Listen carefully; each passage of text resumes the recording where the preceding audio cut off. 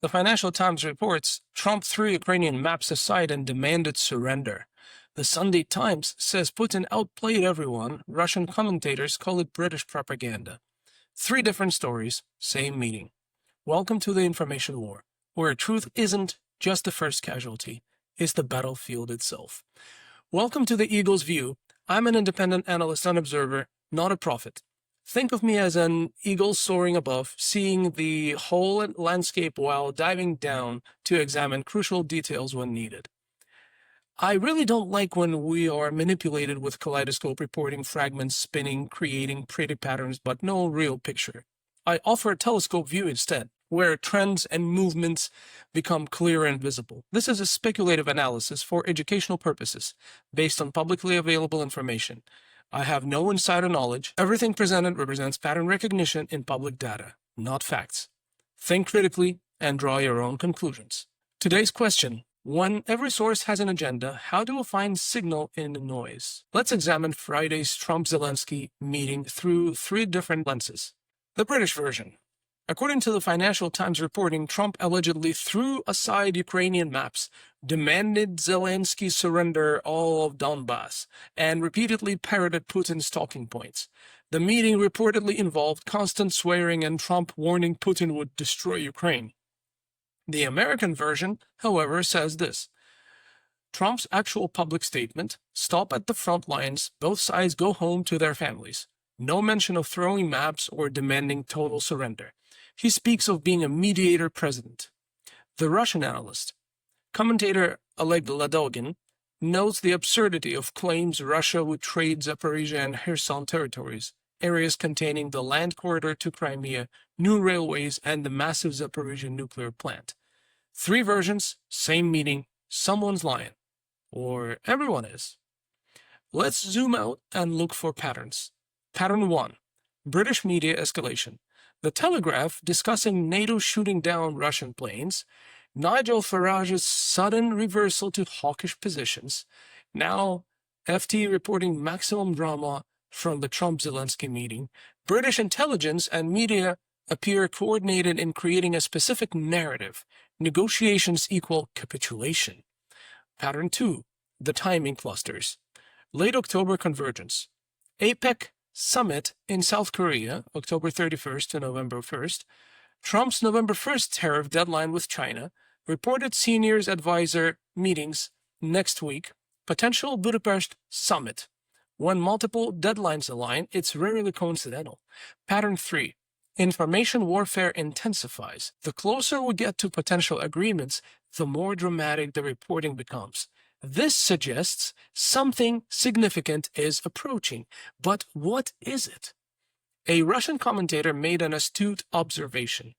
They are discussing topics that have long stopped being about Ukraine or tomahawks. What if the public argument about weapons and territories is theater, while the real negotiation concerns the post-conflict architecture?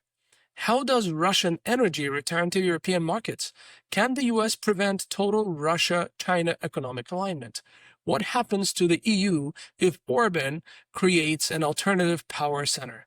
Who controls critical resources in a multipolar world? Consider what that Russian analyst noted about Budapest. It's not just a meeting location. Orban hosting this could crystallize forces opposed to Brussels. The mention of Austro-Hungarian echoes isn't random. There is public discussion of closer Hungary-Austria cooperation. Remember Austro-Hungarian Empire of the past? The Sunday Times reported Putin focuses his Trump call on economic cooperation opportunities after the war. That's the tell. They are negotiating what comes after, not the conflict itself.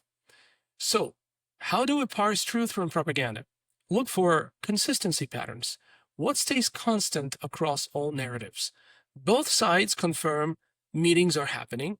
Both acknowledge territorial discussions. Both suggest urgency. So, we need some motivation analysis. British media has clear interest in preventing any deal. American statements focus on ending the killing.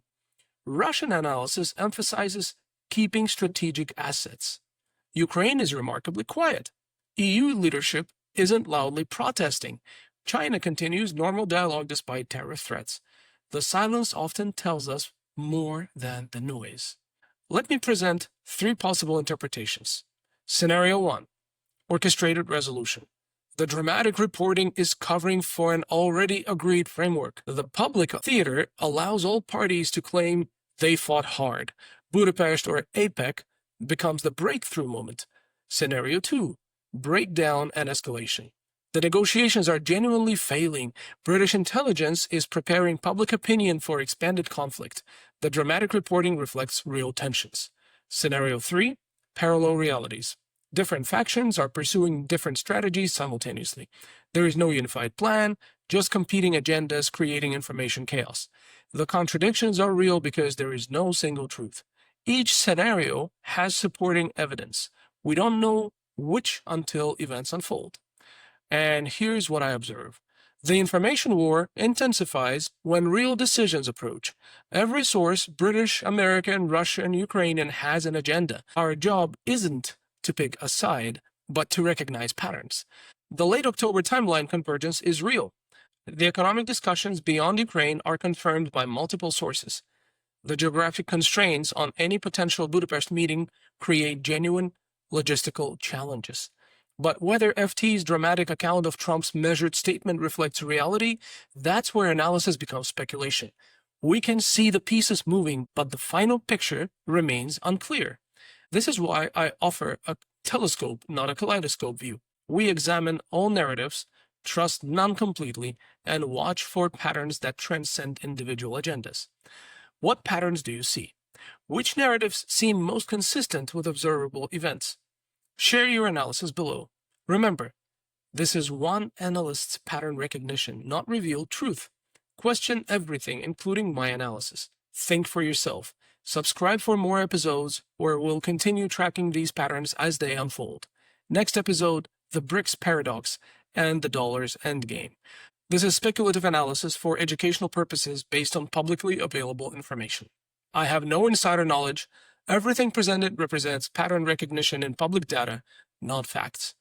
Think critically and draw your own conclusions. This is the Eagle's View. Until next time, keep watching the sky.